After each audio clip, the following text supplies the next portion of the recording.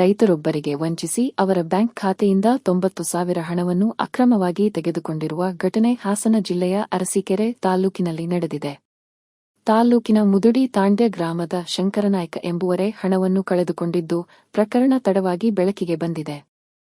ಶಂಕರ್ ನಾಯ್ಕ ಎಂಬುವರು ಗಂಡಸಿ ಗ್ರಾಮದಲ್ಲಿರುವ ಎಚ್ಡಿಸಿಸಿ ಬ್ಯಾಂಕ್ನಲ್ಲಿ ಉಳಿತಾಯ ಖಾತೆ ತೆರೆದಿದ್ದು, ಇತ್ತೀಚೆಗಷ್ಟೇ ಕುರಿ ಮತ್ತು ನಫೆಡ್ಗೆ ಮಾರಿದ ರಾಗಿಯ ಹಣ ಸೇರಿ 3 ಲಕ್ಷಕ್ಕೂ ಅಧಿಕ ಹಣ ಖಾತೆಗೆ ಜಮಾ ಆಗಿತ್ತು.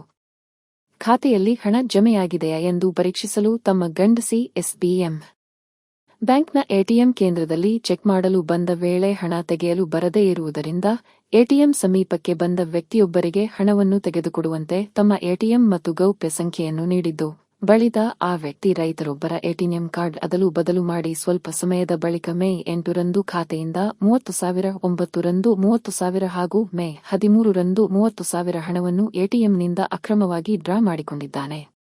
ವಂಚನೆಗೊಳಗಾದ ಶಂಕರ್ ನಾಯ್ಕ್ 1 ವಾರದ ನಂತರ ಬ್ಯಾಂಕ್ಗೆ ಹೋಗಿ ಖಾತೆಯಲ್ಲಿರುವ ಹಣವನ್ನು ಪರೀಕ್ಷೆ ಮಾಡಿಸಿದಾಗ ಹಣ ವಂಚನೆಯಾಗಿರುವುದು ಬೆಳಕಿಗೆ ಬಂದಿದೆ. ನಂತರ ವಂಚನೆಗೊಳಗಾದ ರೈತ ಶಂಕರ್ ನಾಯ್ಕ್ ತಡವಾಗಿ ಪೊಲೀಸರಿಗೆ ದೂರು ನೀಡಿದ್ದು, ಸದ್ಯ ಗಂಡಸಿ ಠಾಣೆಯಲ್ಲಿ ಪ್ರಕರಣ ದಾಖಲಾಗಿದ್ದು, ಆರೋಪಿಗಾಗಿ ಹುಡುಕಾಟ ನಡೆಸುತ್ತಿದ್ದಾರೆ.